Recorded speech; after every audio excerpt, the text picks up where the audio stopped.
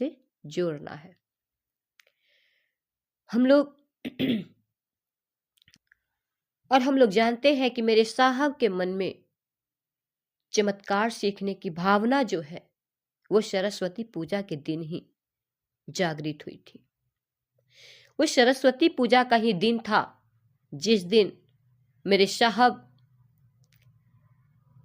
अपने स्कूल में साहब के स्कूल में 1 रुपया मांगा गया था और साहब अपने पिताजी से 1 रुपया मांगने गए और उनके पिताजी, उनके जो दोस्त आए हुए थे उनके पिताजी के, उनके साथ बैठे हुए थे और वो तरह तरह के चमत्कार उनको करके दिखा रहे थे। साहब को 1 रुपया मिलता है और साहब स्कूल चले जाते हैं। स्कूल से जब मेरे साहब वापस आते हैं तो मेरे साहब खाना उना खाकर और कैरम बोर्ड खेल रहे थे। तभी अचानक आवाज आती है कि बबुआ खड़िका दीही। 2-3 बार जब उनके पिताजी के जो दोस्त आए हुए थे उन्होंने आवाज लगाई, तब मेरे साहब उठते हैं और नारियल के तिनके से एक झाड़ू से एक तिनका निकालते हैं और ले जाकर उनको दे देते हैं। वो जैसे ही उस तिनकों को फेंकते हैं कि वो तिनका जो है सांप बन जाता है। साहब उस सांप को देखते हैं और झट से उनमें लिपटा जाते हैं। उनके जो पिताजी के दोस्त थे डर के उनसे लिपट जाते हैं। उनको ये लगने लगता है कि अरे ये बच्चा डर गया, अगर कोई बात हो जाएगी तो मेरी खैर नहीं। तब वो कहते हैं कि अरे कहाँ कुछ है, कहाँ कुछ है, कुछ भी तो नहीं है।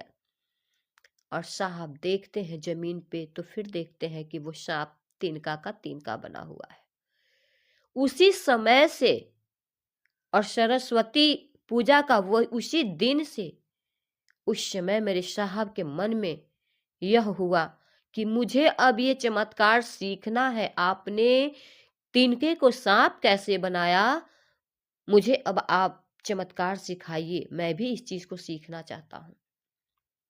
तो यही वो दिन था जिस दिन मेरे साहब के मन में चमत्कार सीखने की भावना जागृत हुई, जिसका रिजल्ट आज हम आपके सामने है कि मेरे साहब अपने जीवन में 14 लौकिक गुरु बनाए, लेकिन मेरे साहब को कहीं से परिणाम नहीं मिला।